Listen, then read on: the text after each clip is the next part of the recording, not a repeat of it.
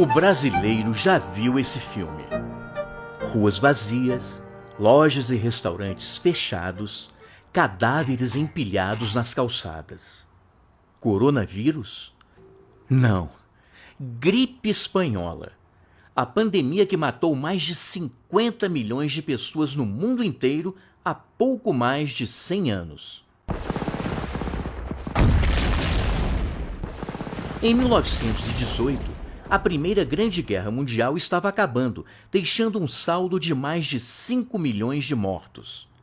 Mas algo muito pior estava a caminho. A gripe espanhola, na verdade, não nasce na Espanha.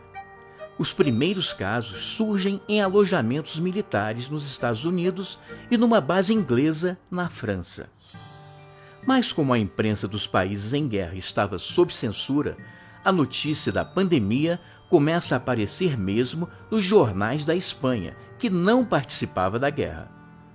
A gripe, causada pelo vírus influenza H1N1, se alastra rapidamente pelo mundo e em setembro de 1918 chega ao Brasil a bordo do navio inglês Demerara.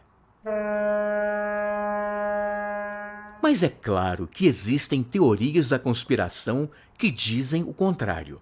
Foram os alemães que engarrafaram o vírus e jogaram nas praias brasileiras.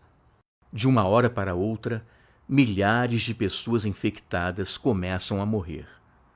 Carlos Seidel, uma espécie de ministro da saúde daquela época, não dá muita bola e diz que a espanhola é apenas uma gripezinha de caráter benigno.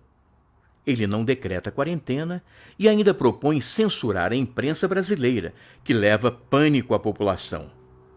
Mas são justamente os jornais que revelam o que está acontecendo aqui e no resto do mundo. Para vencer a pandemia, o remédio conhecido é isolamento e internação hospitalar. Como não há hospitais públicos no Brasil, o desespero é geral. As pessoas procuram as delegacias e as farmácias em busca de orientação. Vende-se de tudo. Água tônica de quinino, elixir milagroso, sabonete. Quem não tem dinheiro faz uma mistura de cachaça, mel e limão que passa a ser conhecida como caipirinha. Até automóvel é anunciado como forma de evitar a gripe, fugindo das aglomerações dos transportes públicos. Mas nada disso adianta. Em apenas um dia, a cidade do Rio de Janeiro contabiliza 920 mortos.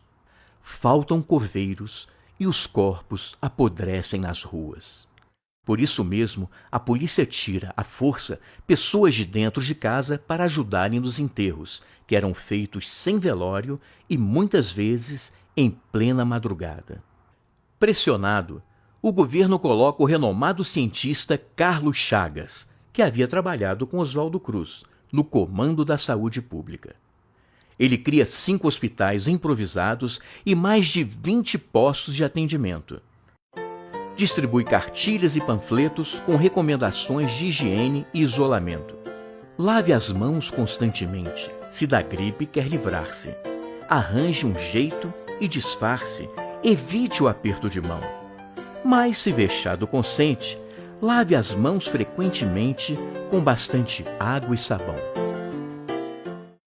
Aos poucos, as medidas começam a dar certo e tudo passa, inclusive a crise na educação, já que os estudantes que haviam perdido 2 meses de aulas passam de ano automaticamente.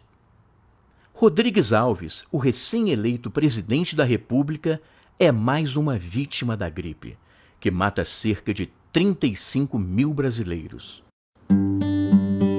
Só então, a saúde pública começa a ser levada a sério no Brasil, o que levaria à criação de um ministério em 1930. Como diria o pensador Edmund Burke, o povo que não conhece sua história está condenado a repeti-la.